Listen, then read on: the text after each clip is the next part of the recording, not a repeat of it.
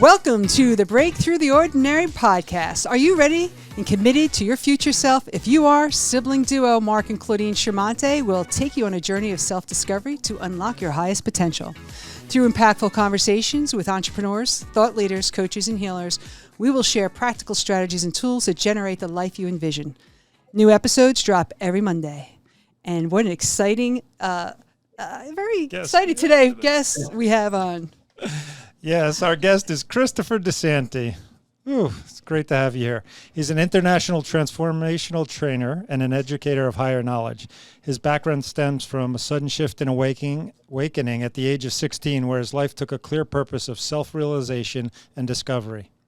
For the past 20 years, his journey has led him to fascinating discoveries, beginning with Native American culture, philosophy.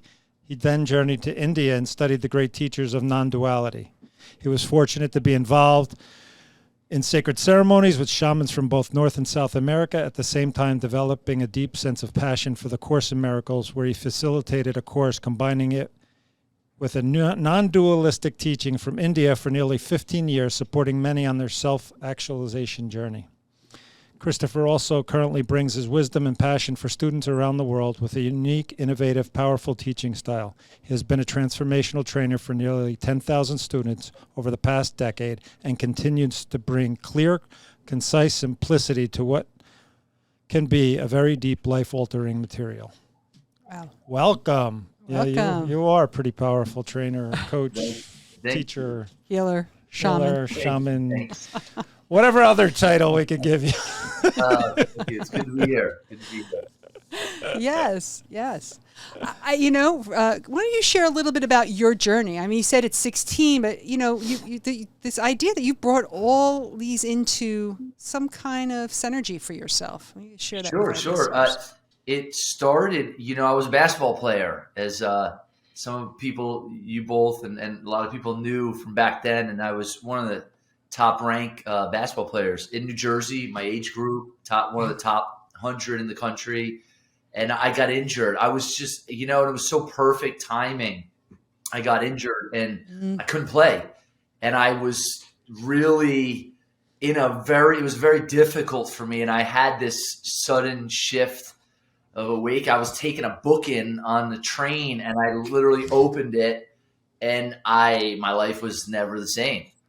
So, part of the bio, all that stuff is cool. It's been a great journey traveling to India. I've been teaching, I've been facilitating classes on Course in Miracles, Eastern philosophy, transformational training technologies every week for almost 15 years now. And, what's not in the bio is my life as an entrepreneur and running multiple businesses and bringing that together. And, I coach.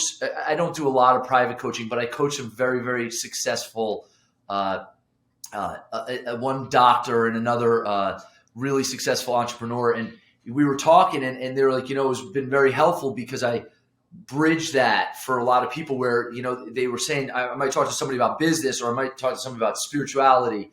But, my goal and my journey has been really bridging them and finding the base root where we can live a purpose-driven, a conscious life and still be successful in our day-to-day, with money and with business and whatever it is that we're really up to. So it's been a great journey. I'm really I'm excited to be on here, excited to just to support people and to really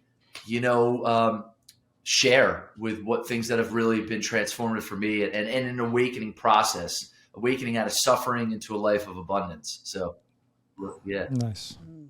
Well, that goes right into what I was thinking is, so you're a serial entrepreneur, right? And you teach a course on money and miracles. And so can you share what that is? Because it sounds like what you're speaking about, how to bring it together, Course in Miracles or miracles and money and being an entrepreneur yourself. So you can give us a little. Sure. It's been a really fascinating journey because I still remember playing basketball as a kid in middle school, reading books, Just Do It. There was this one book, Do It, and how to set goals and all that. And then it led me into, Think and Grow Rich, Science of Getting Rich, all those types of books. Abraham, manifestation, all of that. I always found, though, even with it, there was a tough challenge, because when I go to India, study with those teachers, they were talking about things like no attachment, no desire, and then you're reading other books like Think and Grow Rich, like desire is like, which is it? Oh my gosh, recently, some of the books like Bustin' Loose from the Money Game, I talk to people a lot about. It's a really awesome book. I'm reading it's just some awesome body of work. Florence Scovel Shinn, The Game of Life and How to Play it from the 1920s. I love a lot of the old, early 1900, because they were so ahead of their time, and how to merge. Because I see so many people, and I know both of you have experienced it too, go out and chase after what they think they want in the world and get it, and they're still miserable. And then there's people that are just chasing after spiritual knowledge and they can't pay their bills. And I'm like, there's got to be something here where it's like, there's got to be an in-between here. No doubt. And that's been the goal for me. And then Money and Miracles came out about it, like merging them. Course in Miracles doesn't talk about money per se that much, but it talks about where our true abundance comes, and it's a connection to divine, to God, to source. Then how do I bring that into money and my business? You said serial entrepreneur. I mean, my wife and I run multiple businesses, and how do you keep them going and thriving? And that's been a really awesome journey, and it's been it's exciting and rewarding. So that's how the course came about. Yeah. And what are the principles that you have for you, and the way you present it, that serve you in that space as well, as an entrepreneur with your wife, but also as a teacher that you bring forth for others? Like, how do you ground that? Yeah, well, some basic fundamental principles that I think we were never taught about. When I say money, it's really abundance, right? Everybody wants the feeling of abundance and freedom and possibility. So how do we experience that every day, right? How do we experience that, the experience of you're open and life is in the flow and everything's working and it's all working out and everything's working out, everything's so, we have a affirmation, Lauren, I say, like, everything's always working out for us, always. And it always does. It's so crazy. So what is it built on? Well, I think it's built on something very fundamental. And the fundamental assertion is that we're all connected to depth, to spirit, to higher consciousness, to universal intelligence, whatever you want to call it, that literally is the answer to every single problem and every single challenge and every single thing that confronts us. And the whole entire journey, which the irony is that when we surrender to our true riches, our true treasures, everything in the world and life gets worked out. And I think we were taught the opposite. Let me just try to work everything out, and then I'm going to finally, all right, I'll feel connected and all that. And it doesn't work, and being able to test it over and over again. And I know you've both experienced it. I think every one of your listeners everyone's experienced it at some point. We just don't trust it. We just learn not to trust it. So I think the principles are, first, there really isn't any money. There really isn't. All this is a play of consciousness. Like, our life itself is very holographic in nature. And when we start to realize that, whatever's showing up in our hologram, or A Course in Miracles calls it the dream of our life, whatever's showing up is showing us something about ourselves and the environment we are as human beings. So when I start to shift myself, what shows up naturally starts to shift. So that's some of the basic foundations. There's a whole lot more, but I think that'll work for now. Yeah, it works. Yeah. I'm in that space of, I'm feeling that be, do, have distinction, right? Because I feel like our world does chase the having as if that is that satisfying. Then I'll be happy. Where I'm hearing you speak into is that it's here, right? Access it. It's not about the driving and the doing. Yeah. It's really about the intentionality in which we approach it. And I think too, with that, Claude, that you're saying is that I was always under the impression I needed to manifestation's huge now, right? All these books on manifestation, the law of attraction, all that. And I think one of the traps for all of us is that we get in this idea like, I need to manifest success, I need to manifest abundance, I need to manifest these things, but they're already there. for us. It's already there. We already have access to unlimited possibilities within consciousness. So how do I awaken to what's already present for me, that's right here, right now? And that's a whole other shift for us. And I don't know if it's as popular, because I think some of the books and teachings have people constantly chasing after, when I have it, I'm going to experience it finally. And it's like, oh, I've chased. It's seductive. I mean, think about social media. Yeah. Think about really like Everything. advertisement industry. That's the reinforcement, because if you got it a different way, then they'd be out of business, right? We wouldn't be buying the cars and the cosmetics, and not saying we wouldn't buy them because they're a reflection of something we choose, but we wouldn't be chasing, like you said earlier. Yeah. There's a line, and I think you've even posted it somewhere in your post too. It's that infinite patience creates infinite Produces results. immediate results. And Yeah. all right. And it's that idea of don't chase anything. Just be patient. The universe will give you everything you need. It's like right here. It's one of the Course in Miracles, Don't that chase. line. It says, infinite patience produces immediate results, because we experience it right now in that moment, in that everything there's a perfection in this moment. And I something that I was listening to recently, it said, I don't remember the analogy, but it's like your ship will come in over the seas of non-attachment or surrender, over the seas of, I don't care, I'm not grabbing onto this. Because I realized that one of the traps was, it's like you get so caught on to manifest this specific thing, and I got to have desire, and the burning desire, and the more, and I started to notice something is that you push it away. It's that art of allowing. Of Lao Tzu said something powerful, that to the one who wants nothing, the whole world belongs to them. It's like when you want, and not to say that we don't have desires. It's funny, we were just on the boat having a deep conversation, my wife and my mom, of the distinction between desires and wants. Truly in a desire, there's a desire to create and extend, but the moment there's an attachment to come in and I start suffering, I want this, I need this, now I'm caught. And as A Course in Miracles would say, I'm caught in the dream, and I forget that I'm dreaming it. And I forget that this is holographic.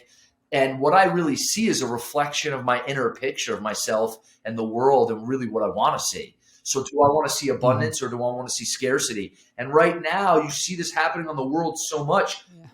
Right now, there's people that life is getting better and better. Even with COVID, I've talked to so many people where some people, it's like, wow, what a blessing. And some people, what a curse. So which is it? Which do we see? Which do we choose to see? Is life a blessing or a curse? And ultimately, it's up to us each moment to choose which is it, which will we see, really. And that's the key, Yeah. Yeah. In your distinction just now of the wants versus desires, is when we want, that's the attachment. I just want to clarify the wanting, that. the needing, the wanting. Where desire, actually, I looked this up years ago. I had one of the students in one of the trainings look it up. Sire, to bring forth, to create. So something wants to come through us, because I don't, and I know you both experience this too. We're not sit on the couch all day type people. It's just not our nature. I don't need anything. And listen, I've been to India. People do that. They just sit outside, drink chai all day. I'm like, does anyone work or do anything around here? And for some cultures, that's how they live. That hasn't been the experience for me. I'm sure for both of you, for us, is that something wants to come forth and create. So how do I get out of the way of that to allow it to come through? That's really where the dance is. The non-attachment, and yet I could be in. It's funny being on the boat. We were on the boat today for, I don't know, something like 8 hours. It was just so magical. And I remember there was a time like, I want a boat, and I have to tell you, it's like when I surrendered it, and it literally like showed up, and the way it showed up, it was so perfect and worked out. It was effortless, and I think that there's an ease. I love that word ease. I do breath work, and someone I do breath work with, my wife's a breath worker. We were all talking about how do we live with an ease, and there's a surrender to what is, and being content with what we have while we're in the pursuit of what we desire and what we're here to create. I think that's like a Stephen Covey quote or something like that. So, it's something along those lines of not grabbing, Yeah. There's one thing real quick. There's a teacher in India that they used to say his hands got so stiff because he never grabbed at things. Literally, he was like known as this teacher whose fingers and hands were always open. So they almost like they got locked in this place because they said he never grabbed at things in life, and everything, and a world got built around him, abundance everywhere by allowing. And yeah, I want to throw that in. Mark, I know you were going to jump in and say something. No, I just go ahead, you go. No, I was just thinking of that allowance and sitting back and just letting spirit move you. Like spirit moving you is that impetus to create and but moving from a whole different place. Yeah.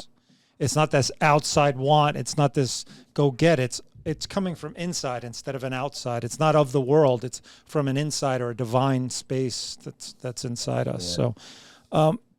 So, Can I follow up for a moment? Because I am kind of curious in this area that you're speaking into, because I think there's a lot of want in the world right now. I'm not saying more than ever, but you speak into, I'll say, the duality that many want, right? Like how you just said that, like how to be at ease while pursuing. And I'm just kind of curious if there's practices or a mindset or approach that you have that supports you in that the desire to call forth and the allowance. Like, how do you keep that balance of both and for yourself, Chris, as an entrepreneur? And if I could just add to that, maybe some not principles, but what do you do to embody that? What practices or whatever? Really simple. It's really simple. One word. Well, maybe a few words, but one word. Really simple. God. That's it. Get myself out of my own affairs. Oh, but you said spirit, Mark, so let's just use the word spirit. I create a space between myself and my affairs so spirit can be there. If I don't do that, I suffer. If I do that, ease. It's really simple as that. And I find that every day is when I start to get too close to something, like Mark, you were saying, that I start to get too close to controlling it, then I need to just back up. It's like, okay, and I might put in a word of, okay, what would you have me do? God, spirit moves through me and handles all my affairs with ease and grace. I might say that. It's like our word is our magic. Our word is how we create. So, okay, I'm stepping back and allowing spirit to handle my affairs with grace and with ease. And I keep practicing it until I experience it. Mm-hmm. And if I don't experience it, then that means I'm too close. And when I do experience it, I'm at ease and peace. It's really, and we all know the difference between those feelings, because one's like, and the other's, it's wonder and magic. And it is magic. It's awesome. Yeah. I just actually was sharing that today, and you're certainly one of my mentors with Course in Miracles, and it was, right, God show me what to say and to whom. Yeah. God show me who to be, how to be, what to do, and surrender in that moment and say, okay. Right. It's profound. Always available. Yeah. I'm sustained by the love of God. God goes with me wherever I go. This is what the Course teaches over and over again. And I think the Course doesn't say, and this is really important, most people, when they study the Course, they're like, well, what do I do about this? What do I do about money? But the Course is like, what is your mind? What's the mind and the thought system and the teacher of your mind, either the ego or spirit? Which do you listen to as you go out in the world of form? The form is secondary. It's your job, your marriage, money, all these things are secondary to which teacher in the mind do I listen to? Am I guided by spirit, or am I giving allegiance over to the ego, fear? And it's this is the work day in and day out, especially right now where people, this is the time. and you'll reap the rewards depending on which teacher. When I say the rewards, the ego gives rewards: fear, scarcity, lack. Those are the gifts of the ego, and spirit gives rewards of abundance, love, joy, freedom. So which is it? Every day, moment to moment. Every day. You want God's vision or some ego's Right? vision? Yes. Yeah. And when you think about how, like, what you're speaking into and being an entrepreneur, so I'm hearing that that's what grounds you. And how do you bring that into even thinking about where you leverage? For people who don't know, right? Chris has Black Plague Gold. How would you describe that? I mean, it's fascinating natural antibiotic, but maybe you have another way you describe it. I mean, it's funny. I gave someone got some brew today, and they text me like, "Holy!" and they just curse words like, "What?" That was like a punch in the what did you just give me? So it's funny because Black Plague Gold is it's an elixir. I call it like a magical elixir, but it's really energizing for people. I mean, all the results, what people have shared, it's just I would need a book, literally. Well, that came about because I got sick like 5 times one year when I was an intern before I was a trainer. I don't know, 6, 7, 8 years ago. And I just looked online. I was like, there's got to be something. Being moved again, like problem shows up, spirit moves us. There's got to be something. And I started researching and doing intense research. And I started finding that during the days of the Black Plague, they were making elixirs like this. And I said, I'm going to make this. I'm just going to try it. And they called it the most powerful natural antibiotic, whatever it is at the time. And it was crazy. My wife used to make me make it outside, and just it was so intense. But I would give it to people like if they were like my mother or my wife or my brother or my sister-in-law. I'm not feeling so well. Take this. If this works, if you feel better tomorrow, this works. And it started working for everyone. So when the pandemic hit, my wife looks at me again, being led, spirit. She's like, we need to make this available for people. And I mean, Black Plague Gold was born, and and now we just got our wholesale license and doing wholesale orders. We have our first distributor in South Florida. We just made 30 gallons yesterday. We've been doing that. I mean, we store it. It's crazy. So in how it evolves, all we were doing is, it's like spirit comes through thoughts, through ideas, I was listening to something recently in The Secret Doors to Success by Florence Scovel Shinn. We were listening to it. It's on Spotify. And they were talking about Henry Ford. People were saying to him, like, you're crazy. You should just stick with your job. He was making like $25 a month or a week, something crazy, like so low. And they were like, you're crazy and he had this idea and he just kept following it. I mean, could you imagine if he shut down that idea? Now, I don't know Henry Ford's life or any of it. It doesn't mean everyone who's successful follows that. But I think everyone who's successful that experiences a level of joy and abundance and fulfillment follows that. I think there's people that are able to create money, but money doesn't equal success. And that's the thing. The people that I know that are abundant do follow that. They are guided by a deeper voice within them. And I think that we all have access to it. And do we listen is really the question, Yeah. I was going to list the other. I mean, right? You have Glory Blends, which is a CBD company, and you are a master trainer in the transformational world, an author. We have. Let's show this everybody out. You want to get the Urban Chris's Mystic wisdom in a simple, easy, beautiful book. Yeah, it's a book of distinctions. Mystic. Great book of distinctions. Yeah. My Very memoirs. easy, simple. Yeah, it's like memoirs I've written over the years, working with students, and thank you. It's awesome. Yeah. No. And, when you think of what grounds you in this, again, this allowance and being in, how do you continue to tap into that when you're managing these multiple companies at the same time? Yeah. So, first, with my wife, it starts with a great marriage. I've thought about this, how many people fight in their relationships and the energy. And You take that, plus people are chasing after so much of like what the world tells them they should have or want. So I think those two are a recipe for disaster. So our marriage, we flow, we gel, we love working together. We can dance together.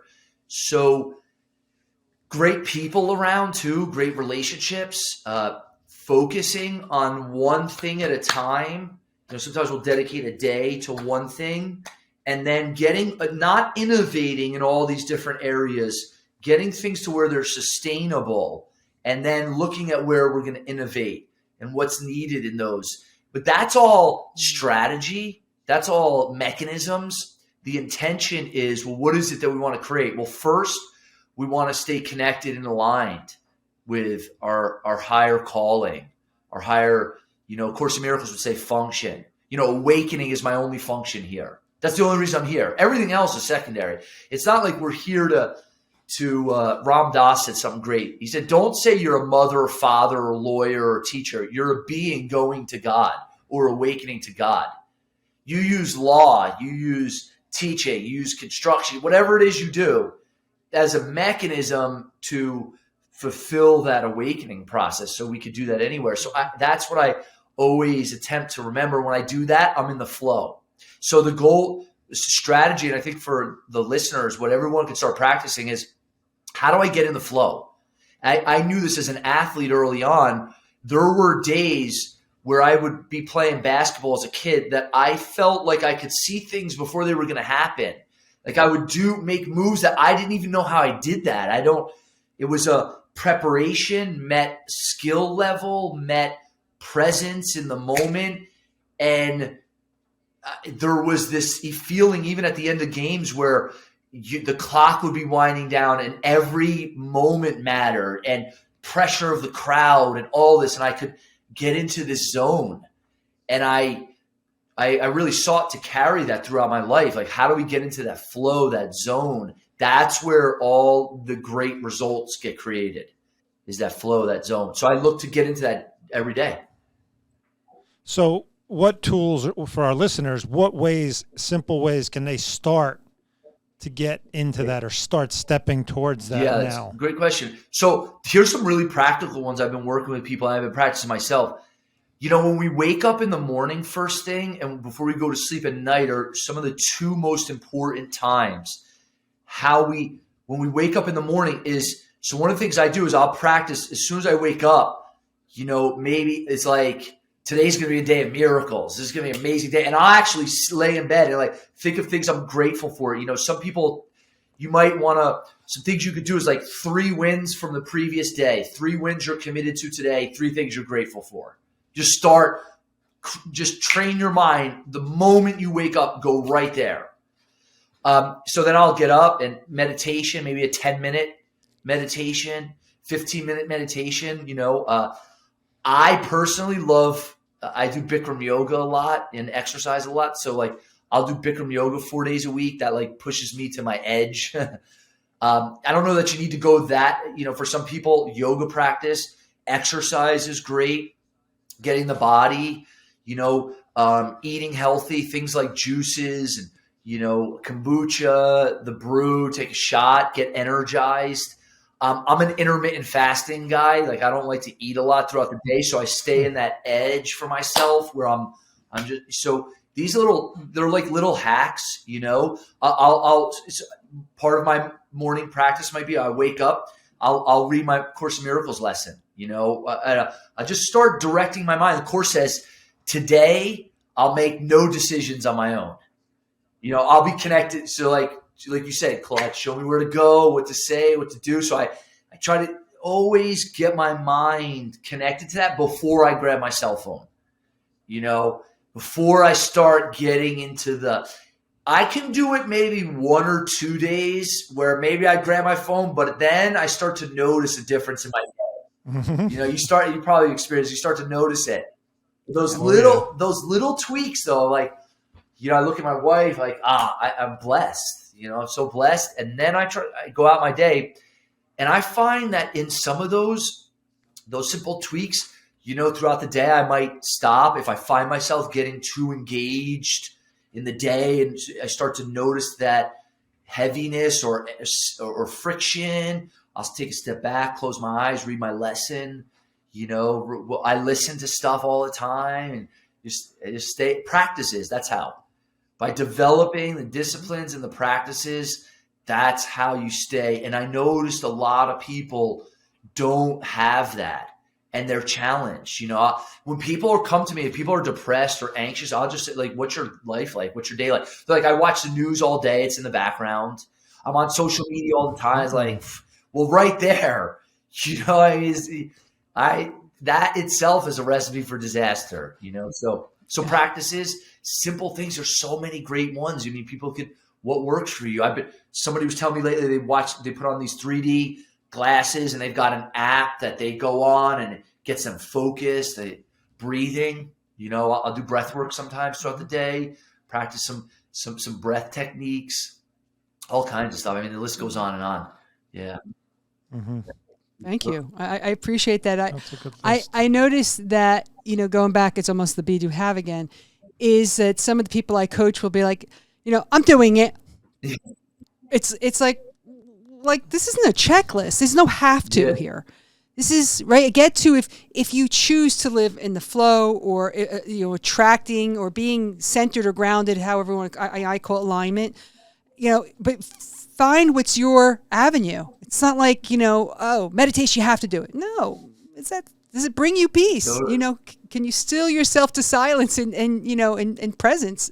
If not, find what charges you. Totally. Like, I was saying Bikram yoga. I don't tell people you need to do Bikram, because most people, like, we were in the class the other day, and the heaters, the radiators didn't go off. So the class was so intensely hot that, like, people were, I thought, I was like, I feel like I'm going to die right now. But what is it?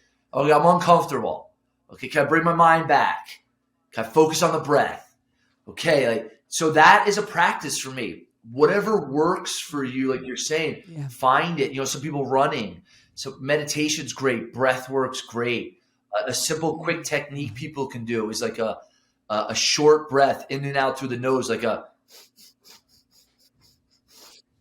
a 4 short, 1 long. Do that for 20. So that's 5. Do 4 sets of it. You'll start to feel high after doing that. You literally just do it. I do it sometimes in line. So, going food shopping. People hate it. I'm like, I love it. I go in the foods. It's like I like abundance everywhere. If I'm in line, I start to feel like I'm getting a little. Just start focusing on the breath. I live with a breath worker. My wife's a breath worker, so it doesn't helps. It helps. Something. It's a reminder. Yeah. Yes. But you're right. What you're really sharing is there's so many simple things. It's not these big projects, or you need hours, or you don't even need minutes. You're standing in line. You could just breathe a little, or take some, whatever it is. There's so many simple, little, easy things to do. And I think we don't even step into it because we think it's so big, but it's really just the consistency of these little pieces. I started doing all those miracle mornings and stuff, and it's just those little pieces. Write a little something gratitude. Write a little. I read the course. The course is the shortest thing. One lesson is so short. It takes a minute or two. It's just it's beautiful gifts and simple. Why do we make it so hard? Yeah, I know there's this trainer that I know who said, it's stepping into I don't know what I don't know. And I really do think people create a story about that. It's like, well, I don't know what it is. So I'll be in resistance to it until I surrender. Which is very fascinating, because we live in a world right now where it's even difficult to be right about what you think you know, because there's such division. You're like, is that true? I don't even know. Well, I'll tell you what I do know. It's pretty easy to follow my breath. I can breathe right now. I'm alive.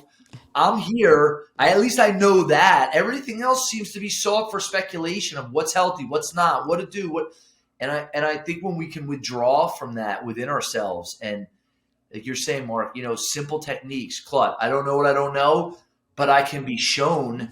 I can start to be shown and open to, and that's where I think the dance, the cosmic dance, comes in, and it's exciting.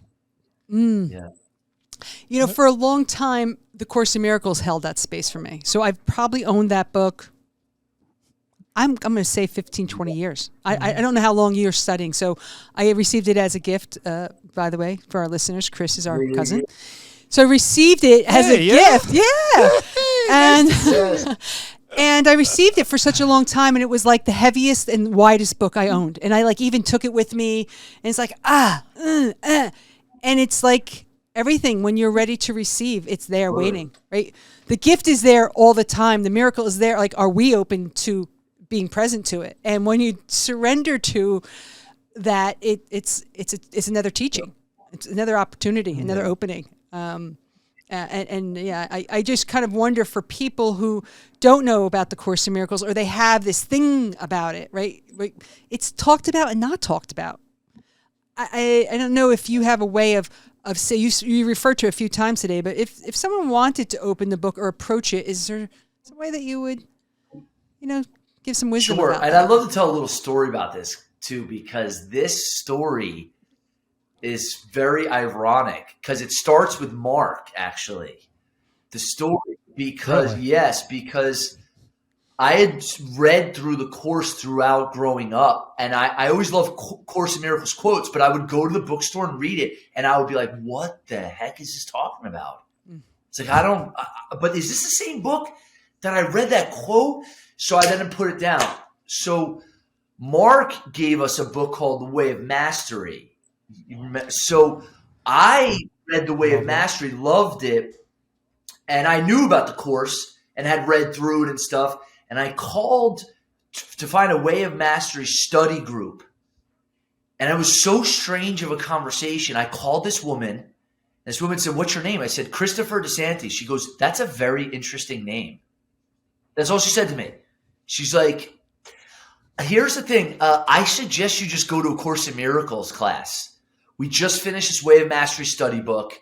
You could probably find one close to you." And I was at a very challenging place in my life at the time. And I started looking up, and there was one around the corner from my house at the time. I called up, I walked in, and I like crawled in. I mean, it was a challenging time. And I remember, and within a few months, the teacher asked me, "Hey, would you facilitate my classes while I'm gone?" It was probably about 3 to 6 months or something. He was going to India and all of that. And then I literally look back almost 15 years later of teaching every week. From that moment, is like, it's all connected, just one step. So it comes full circle. So that's cool. And thank you, Mark, for that.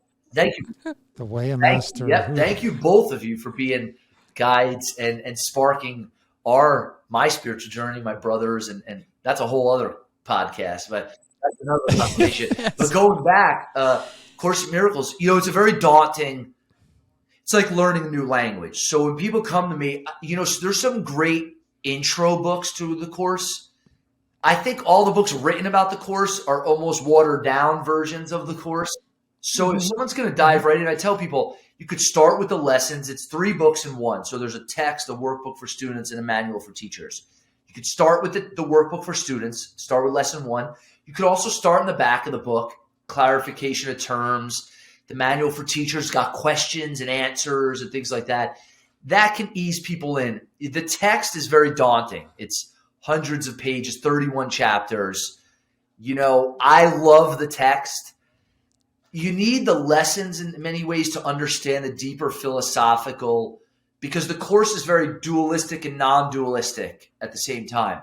Why it was very easy for me, I think, was my background from India and non-duality and Advaita Vedanta. So it all made a lot of sense, even as really when I dove into it. I tell people, there's great YouTube videos. They can find me on YouTube. I have old YouTube channels. I do a Course in Miracles, a beginner and advanced class. I think it's very important to learn it from somebody who understands the language. I was very fortunate. The person I learned it from learned directly from Ken Wapnick, who was Helen Schuckman's good friend and helped edit the Course. So it really helps to learn it from someone who speaks the language. And you could still learn it. My good friend, discovered A Course in Miracles in prison, read it 7 times, cover to cover. He said it took him the first 2 times. He was like, whoa, by the 3rd time, he went, all right, I'm really, really getting this. So be patient. It's a lifelong study, I tell people. It is a lifelong Sure. study. Sure. Yeah. Yes. Yes. But what gifts, because there's, you know, you open up and you take that lesson and you go, oh my, yeah. Like my whole soul can go, Right. yes, you know, for today I will make no decisions, like you said earlier, right? Or I am safe. However, you just receive the Right. gift. And I think people think like, I'll make no decisions on my own. So like, should I eat this? Should I not eat this? Do you want me? I don't even think it needs to be so crazy. It's like, I'm going to wake up. I'm going to surrender my day. I'm not going to make a decision on my own. I'm going to check in. You know, I'm going to check in. Like, does this feel like I'm aligned, connected? And I don't, there starts to be, and the Course even talks about this, there starts to become this effortless flow to it where we don't have to check in every moment. It's not really practical. That we could start living, starting our day, ending our day, and in between, could, you know, when anything comes up that's not love, that's not peace, that's not freedom, that's not joy, that's where the work is to, okay, whoa, let me just step back. I'm going to give this over. I'm going to forgive it over. It's a course in forgiveness and learning to give forth. So I remember that I'm the dreamer of the dream. I'm not at the mercy of the dream. And if everybody got that one distinction, it's literally they would stop living in the nightmare of their life. Literally, simple. I'm dreaming the dream. The dream is not out there happening to me, and I'm not at the mercy of it. I'm not at effect of it. There's not like this big, bad, scary dream that's of life that we think is so real happening to me. I'm dreaming it. And when I see that and realize that, I can, what the Course calls, I can have a happy dream. I'm no longer in a nightmare. And a happy dream isn't like everything does. I get exactly what I want. It's I realize I'm dreaming. So who would lose their peace over a dream? If I got robbed in my dream tonight, when you wake up, do you call the police? Like, no. The dream's no longer accorded reality on waking.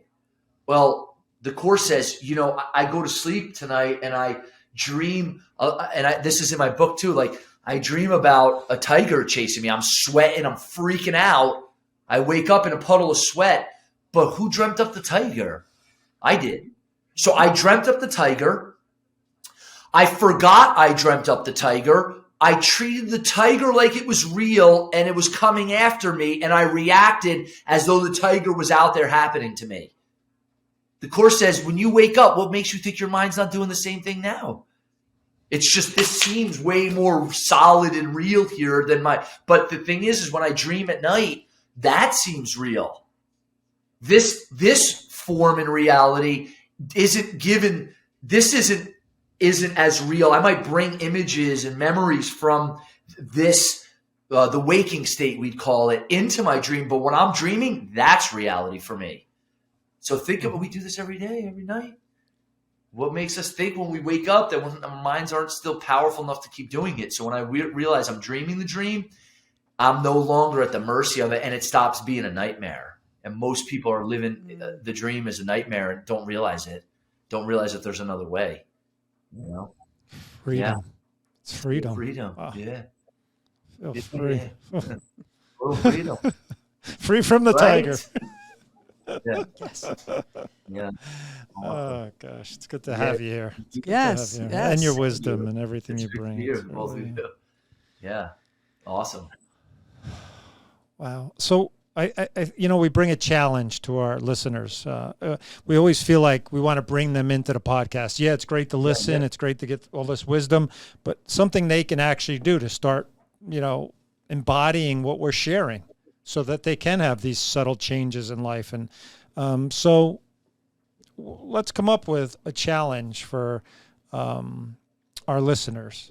It could be, maybe you have something in mind or something comes to you somehow, maybe listening or sitting back or breathing or maybe opening up a lesson in the Course. I don't know. Something come to you? I'm thinking, there's so many that come. It's like, so, I think a good, we could create challenges. Something simple is 1 week, the next week, upon waking and before going to sleep, start to implement the practice of directing our mind and our consciousness so it could be an affirmation. It could be a line from the course. It could be something that really focuses the mind into connection with spirit. Practicing that. And if it's 5 minutes before bed and upon waking, that's one thing. Another challenge I would like that comes to mind too, and maybe I'll throw a couple out, and then you both tell me which. I also think something that's not looked at in spirituality and even in abundance and all manifestation is our shadow side, our compulsions, the things that are like our addictions, and is like, what is that? Can I go a week without it? Can I break? Can I attempt to? Can I attempt to like find something? And the listeners, everybody probably knows what this is. So we could give this as a challenge. It could be two things. Upon waking, going to sleep, I'm going to direct my mind to spirit. They could put an affirmation, there's so many things they could do. We could read a line from the course and then pick one thing. And everybody probably knows what the thing is already. Yep. What that attachment or that you do every day. It could be coffee. It could be anything. Something you just totally every day. Like maybe it's coffee. And you know how you know it is like when you're like, oh, I don't like that. I don't want to do that. I do that. I don't like that. Because what I found is wherever you're attached, wherever the course calls, we make an idol out of something, we're not free. And what I found is when I can have the discipline to let that go, a freedom and a power opens up. It might be like, turn off the news, get off social media for a week. Don't pick up your phone for an hour. Like your first hour in the morning, don't pick up your phone. Like, what is that thing that you have a compulsion to do? Can you step away from it for 1 week and then implement it upon waking and upon going to sleep, directing your mind to God, spirit, to your deeper self, and then see what kind of week you have. And I guarantee if people really threw themselves into it, in a week, they'd start to notice shifts for themselves. They'd start to notice their mindset, their connection, their peace. All right, you hear that, listeners? That's it. So every morning, every evening, even it's saying, I like what you said, today's going to be full of miracles. And, I'm going to sleep after a day of miracle. Like, that's the day and the night. Something, 5 minutes would be great, but at least start that. And something you're just pulled to. Give it up for a week, whatever it is. The social media, the phone in the morning, the coffee, the whatever it is. The Netflix series. Netflix series. And sitting on the couch when you come home instead of going for a walk, whatever it is. Yeah. And post about it on social media. We're at the BTO podcast on Twitter, Facebook, and Instagram. And let us know what's bringing up for you. What did you choose? Love to hear what people really embodied there. Because we can all influence and help each other that way. Yes. By sharing your share. Awesome. It's great. Yeah. Thank you. So we'd like to just do our next section, which we call the quickfire questions. And these are really, what comes to your mind really quick and easy. And so, Chris, how do you define love? Love. It is what we are. It is the thread that connects everything in the universe. It's beyond even the personal love. Like, I love you, I don't love you. It's our essence. It's the only thing that's real. Our minds get glimpses of it, but it comes from the recognition of our true nature, which is being consciousness bliss. There's a love for all of creation because everything is connected, and I can't attack or judge any part of creation without escaping that judgment myself. So love is the recognition that I am a part of the one and there's only one. That's it in a nutshell. That's all we need. That's all we really need is how we're all one. How I'm treating you, I'm treating myself. So what would your legacy to be? A legacy of peace and awakening that people discovered a way out of suffering through meeting me or hearing me or coming into contact with me, that people got a glimpse, and maybe even deeper than a glimpse, of what's possible in the human experience, that there is a way out of suffering, and that we can live a life of freedom and joy and fulfillment. And yeah, I would love that to be the legacy. Yeah. A legacy of love. Yeah. Yeah. It's wonderful. Where in your life do you feel most vulnerable, and how do you handle that? Most vulnerable. I would say the most vulnerable. How do I handle that? Well, let me ask you this question. Define vulnerability first before I go into how do you define vulnerability? So I'm a Brene Brown fan, right? So Brene Brown would be, where do I step forward in risk without armor, right? This is who I am, right? This is me, right? Love, hurt, vulnerability, the possibility of authentically showing up who I am. My warts and wounds and my mess. Showing something, that brings a risk. I would say for me, it has always been being in the trainings, because I'm on stage, I'm doing virtually now. It's a little different virtually, but I would say being on stage with 100, 150 people and not saying things that people always like to hear and challenging, I would say that would probably be the most vulnerability. I used to think social media, but social media is I think everybody's at the point now where you almost expect people to just vomit stuff on social media. So that doesn't really fire me up anymore. But I always felt the most vulnerable in, being in front of and being an open space for people for their stuff to come up. Because I think it's the most challenging and the most vulnerable thing, especially not even just as a presenter, but as a trainer is really like a conductor of consciousness in the room, allowing people's stuff to come up and being with it without attacking, without feeling attacked, without, that I would say is probably the most vulnerable, Yeah. Thank you. Yeah, that's a good one. Sure. So what does God mean to you? It's funny. Course in Miracles is a great question. Course in Miracles says God is. Period. And we refuse to say anything else. So God is the beyond, the infinite, the creator, not as a thing, but as this, it's beyond description. Our minds can't even come close to grasping it. And yet it illuminates us. God is in India, they call it the I. So there's the I am. We know I am. I am is the flame of existence that comes from the great I of God, the I. Words fall short. That's why the Course says God is, and we refuse to say anything else after that. But God is the one, the cause, and we're effect.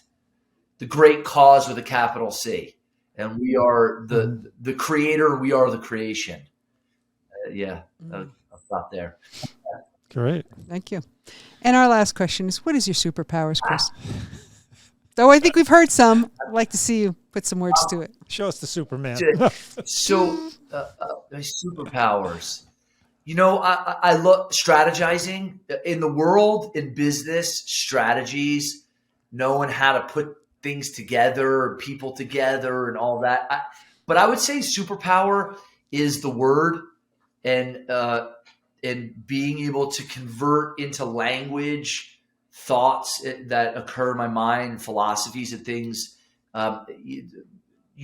speaking and being able to speak into existence through the word. I would say, I don't know if superpower is the right word, but I believe that I've learned from really great mentors and people that, you've all experienced. You sit with someone and through the words, it opens up something within yourself, and I think that I've trained myself for a long time, to bring really deep or expansive philosophies and to try to bring them into simplicity for people, because I really want to do that for myself. So, and communicating that, I would say, if you want to call that a superpower, I would. I like it. Yeah. Yes. That's what I'd say. So we're coming to the end of the podcast. Is there any last pieces of wisdom that you want to share with our listeners? Any piece of wisdom? Yeah, I'll say this. This is from a broad perspective, and it's really served me really well over the last, it's almost 30 years, a spiritual journey. I've read a lot of different books, a lot of different philosophies, a lot of, that this one says that all these different pointers and modalities. And one of the things that kept me going was all the books, all the great teachings. They're talking about what you and I already are. So I don't have to go somewhere to get it. I don't have to try to develop myself to be more of it. I literally am it. One of my great teachers in India wrote a book called I Am That.